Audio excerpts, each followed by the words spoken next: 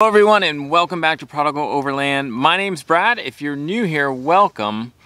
In today's video, we're going to be answering more of your questions. So, questions like, what mode were you in when you were going down this trail? Were you in 4 high, 4 low? How about off-road 1 versus off-road 2? Basically, we're going to be talking about all those little buttons and gizmos in the center console of your Jeep Grand Cherokee. So if you've ever wondered which button to push or what knob to turn or what level you should be in, you're going to want to stick around for this video.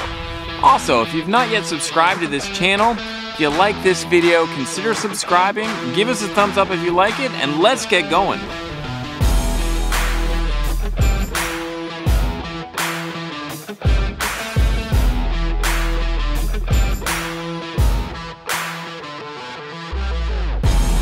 So I get these kind of questions frequently. What mode was I in? Why aren't I using the hill descent mode that comes with the Jeep Grand Cherokee? When did I shift into 4 low? What level are we at? When I'm all the way up, do I get a lot of bumping and that sort of thing? So we're gonna go over all of those things today in this video. Let's start with just the basic, when do I move into 4 low, okay? Personal preference for me on this when I do trails is I like to keep it just in standard all-wheel drive or just the base 4 high setting in auto mode. And really, I'm not shifting out of that mode until the trail dictates that. What do I mean by that? Well, I can think of several times when we were out kind of moseying along. We were out in Arizona and doing, I believe it was Munns Mountain Trail. And most of that trail was completely doable in kind of a normal ride setting and just a regular all-wheel drive. However, we did hit one spot where there was a little bit of climbing, things got a little off camber, and I found myself kind of in a situation where the all-wheel drive auto was not cutting it at all. I looked kind of a little bit foolish in this. I had to back up, put it in 4 low, put it in rock mode, and then was able to negotiate the obstacle. I can think of another time when we were out on sand dunes, same thing. I'm running in regular 4 high or all-wheel drive. I had it in sand mode and got in a situation where we got just a little bit turtled out there, and I thought I was stuck. I was reversing, going forward, and I didn't really want to hit the accelerator a ton because I didn't want to just bury myself in the sand. I was ready to pull out our sand traction boards when it occurred to me that I wasn't even in 4 low. I shifted into 4 low, hit the reverse, and backed out of there without any issues. So there really is a difference between 4 high or all-wheel drive setting that's kind of your standard operating mode and the 4 low setting. 4 low will typically engage, if you've got the Quadra drive with that limited slip differential, it really engages that limited slip differential in the back. And it really, I think, is a little more aggressive in how it's diverting power in the different settings when you're in 4 low versus 4 high. Another little note about that is typically when we're out on the trail, I personally don't like to stay in 4 low the whole time. Reason for that is you can tell definitely that the gearing is working a little bit harder. That electronic limited slip differential is working a little bit more in 4 low. And so again, personal opinion, I don't think you're going to damage your vehicle necessarily if you run all the trails in 4 low. But just our personal, the way I take it is it feels like there's a little bit more strain on the system in 4 low. And so if we're just kind of cruising along at, 10, 15 miles an hour, typically I'm back into 4 high if we have a section like that. But definitely, like I said, if and when the trail dictates, that's when I shift down into the 4 low. All right, on your console, moving down from that, if you have it, is the hill descent button. It's got a little picture of a Jeep kind of crawling around. So this is basically super slow cruise control, like really slow. What this is for is if you have a steep, very steep downgrade, it can be used uphill as well. but you can set your Jeep to just kind of mosey along at less than a mile an hour if you want, and it's basically completely automated at that point. You're responsible for steering, but it's going to try to figure out the terrain and work over that. It's going to maintain your speed. I have tried this several times. I don't use it a lot, and again, this is completely a personal preference kind of thing. We've been out with folks that do use it a lot. I know Rick and Pam, who we've been out with several times in several trips. He loves this setting and uses it uphill, downhill, and it just kind of sets the speed, and it just kind of does its thing. And I think for what the system is, it really performs well. I've seen him kind of set it and kind of be able to crawl over obstacles. I'm not a huge fan of this, and I don't use it much because it's a reactive system, not an anticipatory system. What do I mean by that? Well, I can see with my eyes that maybe there's something coming up where we've got a big step down or a step up, or things are going to get a little off camber.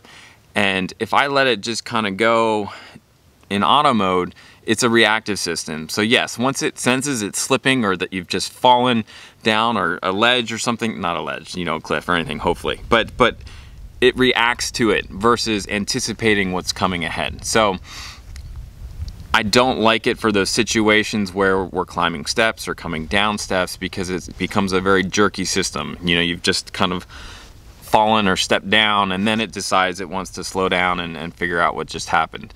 I'll tell you situations where I think it's really good out in Moab, you know, fins and things. There's a lot of smooth uphills and downhills that are steep.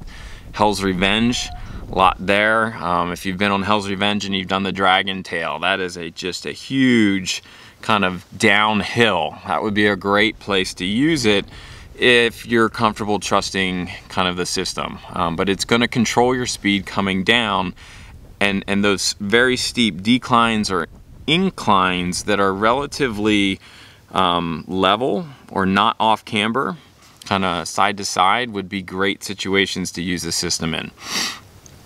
I kind of, and again, just me, but I kind of feel like it's a cheat mode button, which is another reason I don't use it a lot. It seems to take some of the skill of driving out, because it just does it for you, which is great. If you wanted to do it for you, that's fantastic. But I have enjoyed kind of learning how to negotiate those kinds of obstacles without relying on that. But again, I have tried it out. I think for what it says it does and what it's meant to do, it does a great job. Select terrain system. This is the big one. This is the one we get questions about quite a bit. What mode was I in when we did certain things? Okay, just as a rule of thumb, if you're watching our videos and you see us climbing something, an incline, I am I would say 95% of the time I'm in rock mode. I've been in situations where it was really muddy and we were climbing in kind of slick mud. This happened to us at Redbird State Recreational Area in Indiana. We were out there and there's a lot of uphills and downhills, but it's all mud. At least when we were there, it had rained and it was just a slick mess. And we did get in situations where I was running in mud mode because it was muddy. But when it came to climbing these hills, there were times where in mud mode, it would seem like I was stuck. I would shift then into rock mode. And I think honestly, because of that electronic limited slip differential, I think it in the back, it kind of kicked that in a little bit more, and I was able to climb these obstacles. So of all of the modes, my personal favorite is rock mode.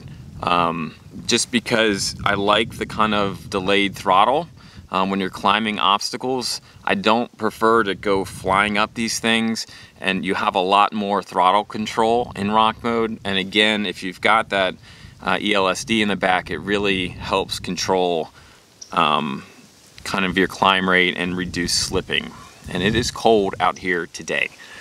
I think the most fun mode for me to use when I get to use it is sand mode. I love sand mode when we're out on loose sand. I love that it opens the throttle up, that it gives me full power, that it lets you kind of just take off. And especially with the V8, I feel like you really feel the power of your vehicle in sand mode. It's like super responsive. So when we are out in sand, when we were at the sand dunes in Michigan, when we did some in Moab, I was using sand mode. So if you find yourself in a situation off-road when you want that power, when you want that quick throttle, sand mode would be the way to go with that. Mud mode. When do we use mud mode? So if the times that we've been going through very deep, slick mud, I'm using mud mode. And I think for that, again, mud and going through mud is often a high throttle situation. So you don't want to necessarily just crawl through mud super slow, because you need a little bit more of that momentum to get through. Now with anything, there's balance, right? You don't want too much throttle, too much momentum, but you need enough to kind of keep going. So definitely if we're in situations where we're going through kind of deep, slick mud, I'm using mud mode. And then we've got snow mode. So we were using snow mode a little bit out in Sedona when we did happen to get kind of an overnight snowstorm. I've not yet been in deep snow with snow mode. Honestly, I didn't. The little bit, I mean, we were only rolling through maybe at most 3 inches of snow. I didn't really notice a huge difference one way or the other with that. So certainly if you've got a lot of experience using snow mode in snow, please comment below, let us know how that worked out for you. And then lastly, just the regular 4-low auto mode. So if you're not sure where to start, 4-low auto is just a fine place to be. Again, personally, I find that in auto sand, the auto mode and sand mode, that throttle is super touchy and responsive, which again, if I'm out kind of negotiating obstacles, I don't necessarily want to be in that mode. I have tried it out on different climbing sections. I can think of when we were climbing the Devil's Staircase, again in Sedona, Arizona. I started out in auto mode and it just kind of took off, and it was jerky and bouncy, and it just wasn't good. I felt like I was going to damage things. Shifted into rock mode, had much more control over the throttle, and was able to kind of crawl my way up the rest of the way. Kind of conversely though, I can think of a time when we were on Fins and Things in Moab, and I was in rock mode, which again has that delayed throttle, and I hit a situation that was slick rock, but it was covered in mud because it had been raining, and I was taking a steep line, and I first tried to crawl up it in rock mode. That didn't work. I backed it up and was going for more throttle and really kind of punched the gas while still being in rock mode. And we made it up, but I could tell there was definitely a delay and a reduced power in the throttle and what the engine was giving me when I really needed to kind of push it up. So kind of in retrospect with that, 4-low auto, maybe even sand mode would have been a better mode to really allow me to have that power and that throttle to kind of fly up that. So you really want to kind of think to yourself when you're picking these modes.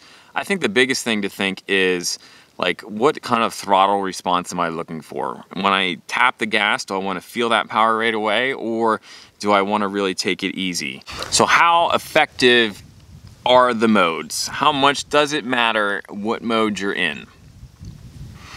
From my experience in testing it out on different terrains, if you're not stressing the 4-wheel drive system by the terrain you're going over, I don't think it matters. I don't. I've tried different modes. Just most recently when we were out in Bridgeport, we were going kind of repeatedly up over the same hill climb. It was a fairly easy climb, and so I didn't really notice a difference between the different mode selects. I did notice a difference between the throttle, but as far as one thing slipping and the other not, I didn't notice it. However, if you are going over terrain that's really kind of maxing out your system, so maybe you're in deep sand and you're kind of stuck, or you're going through really heavy mud, or you're climbing over things where you're really off camber and you've got one wheel up off the ground or 2 wheels and you're really struggling to climb, those are the times when I really think that the modes make a difference. I do. I think when you're pushing the boundaries of what you can do in the Jeep Grand Cherokee, you really do want to have it kind of dialed into the correct setting and mode. But if it's kind of a walk in the park for your Jeep and you switch to a different mode, I think you're gonna be just fine. Okay, let's move on to the different settings. Off-road 1, off-road 2, if you have the Quadra lift system. My strong preference is off-road 1. I think the ride is much more compliant. It's not as stiff, and it's just a good happy medium. So I try most of the time when we're out on the trails to go up to off-road 1 and stay there as long as I can. When we start hitting things on the undercarriage, if I'm going over rocks, that's when I stick it up to off-road 2 to gain the extra clearance. I think one of the biggest questions or comments I get on off-road 2 is, hey, I'm in off-road 2, I'm all the way up and I hear a lot of thumping and bumping when I'm going over obstacles. My understanding on this is that is simply because those airbags are so full, and it's not so much that you're, I've heard people say that they're hitting bump stops and something like that. As near as I can tell, when we're going over obstacles, I don't hear that sound when we're loaded down. So I don't hear it when the weight is on. It's often as we're transitioning off an obstacle, it's that the system is almost snapping back to that fully extended mode because that airbag is like kind of pushing it forward. Is it a stiffer ride in off-road 2? Yes. Are those sounds normal? I would say to you, pay attention to when they're happening. If it's when you're going up over an obstacle, or there's just maybe pressure that's come off of a tire and you're hearing that sound, that very well could be what it is. If you're hearing that just kind of going down the road, not with wheels kind of up off the ground, then maybe it's not a normal sound. But I've had lots of folks with the Quadra lift system comment on this, and so fairly confident that that's what's going on here. And I believe at one point in my research I've even read that is kind of a normal thing with this system. And while we're talking about the Quadra lift system, I get questions a lot. Are these things reliable? Do they break? We did, if you've watched us for a while, had an issue where we got that service light that says, you know, service air suspension immediately. That's happened to us. We did take it in to get looked at, and they basically recharged the system and said they couldn't find any leaks or anything like that, and it's been fine since then. And that was a while ago. That was a full year ago at this point. We did get the extended Mopar warranty, and I think if you're getting the air suspension system, I think that's worth getting, just because from what I've heard, if you lose a compressor or just the different parts of the Quadra lift system can be very costly to replace, and so I think it's worth getting that extended warranty so that you know you're covered. That being said, I've talked to folks that have over 100,000 miles on their Grand Cherokee. It's a 2014, and they've not had any issues with it at all. A lot of the guys we go wheeling with, same thing, haven't had issues. But if you look on your forums, it's not hard to find people that say, I've had it and we had a compressor go out. You know, they've had issues. I still really like it, honestly. I like the convenience of being able to raise and lower it, to change the suspension, to get extra height when I need it. And especially since the way that it's set up right now, if you're buying a newer Grand Cherokee, you can't get that rear electronic limited slip differential without having the Quadra lift system. Jeep has kind of grouped them together. So I really like that limited slip differential. I think that makes a big deal, big difference out on the trail, and just because of that, I would go towards the Quadra lift system and get that kind of whole package, just because, again, that seems to be how Jeep has grouped things at this point. Now, if some point in the future Jeep gives you the option to get those limited slip differentials without the air suspension, and give you a coil system that maybe you can modify a little bit more, that would be very intriguing. But as it stands today of filming this, that is not an option. So just because of that, I would recommend the air suspension with that electronic limited slip differential. And guys, that's it. That's what I got on that magic control box in the center of your Jeep console. Hopefully that helps a little bit with when to shift to what buttons to push, what dials to turn. I really hope that's been helpful for you guys. Thank you so much again for watching these videos. If you're not yet a subscriber of ours and you like our stuff, go ahead and hit that button. I hope you guys are having a great day, and we will see you again real soon.